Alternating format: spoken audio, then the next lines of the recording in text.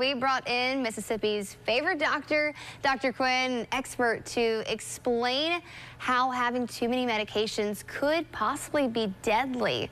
So, Dr. Quinn, why is taking too much medicine an issue? Well, Gracie, what we're talking about today is polypharmacy. A lot of people are asking me, what's polypharmacy? Well, it's a scenario where an individual, to include a patient, takes 5 or more medications, some prescription or non-prescription, to include supplements or over-the-counter medicines such as Advil or Tylenol.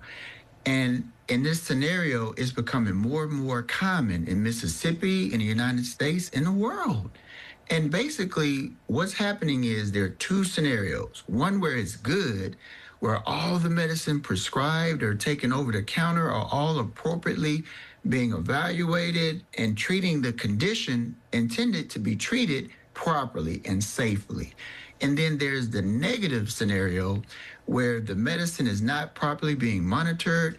In some cases, the medicine can counteract with other medicines within that same regimen. For example, a patient that came in approximately 4 to 6 months ago, he had 12 medicine bottles. Wow. And we went through all the medicine, and what we discovered was 3 of the medicines were all from the same class, statins, intended to treat the cholesterol.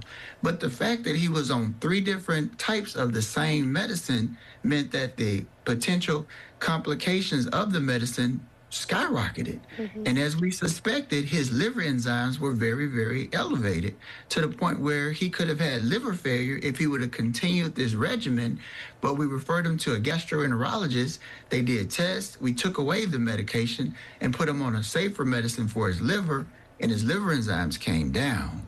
But we were told later that we potentially saved his life from going into liver failure. And other types of failure can occur, such as kidney failure or even death, as you said in the introduction. Yeah, and I don't think this is a very, widely talked about topic when it comes to medications and the health in general. So what can families do to prevent this problem from happening, maybe to themselves or even a family member? I'm so glad you said families, because the majority of people that are affected with this problem include seniors. And a lot of times the communication is not there. So if a family member can go with the senior to the appointment, that's so helpful, because that way it can be better explained and communicated, and there's a higher probability of positive compliance. The second thing that needs to happen is every patient needs to take all of their medication to every doctor's appointment, even if it's the same doctor, because sometimes they may go to another doctor and be prescribed a medication, and it might not be in that doctor's records. We like to think if we go to another doctor, there's some type of communication, but sometimes it doesn't happen in busy specialist offices where patients might go, or if they go see another primary care physician. They need to take all their medicine bottles. The third thing is they need to take their medicine on the day of their appointment. That way, when we check the blood pressure, we know how effective the blood pressure medicine is. Is it too strong? If you didn't take it, we wouldn't know that. So take your family member, communicate. Now, in a scenario, we talked about this before, if the family member is not available, ask the doctor. And patients ask me all the time, can we conference in my nephew or my son that's in medical school, or an RN? And then that way, it's like they're not physically there, but they're part of the visit, which is very helpful to us and the patient.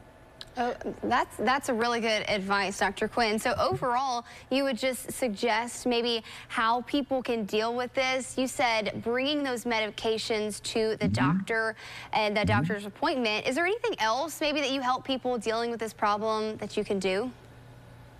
Try to stick to one doctor. If the doctor refers you to specialists, there's a higher probability that that specialist will communicate back with the doctor if they made changes to the medicine. the patient that I talked about earlier that were on 3 of the same medications at very high doses, headed to liver failure and possibly losing his life eventually, he was going to a different doctor like every month because he said he wanted to try all these new doctors, and every Oh, new doctor would give him a new medicine, but there was no communication. right. Also note that go to one pharmacy, because the pharmacists, they also serve as a monitor of the medications. They'll call me and say, hey, your patient is on medicine prescribed by another doctor that conflicts with medicine that you currently take. All the pharmacists in town have my cell phone number because I don't want them to call the office and be on hold. So I have a relationship with the pharmacist, but going to different pharmacies, you're putting yourself at risk. So choose one doctor, primary care, and one pharmacist, and you'll be in better possibility of having a better outcome.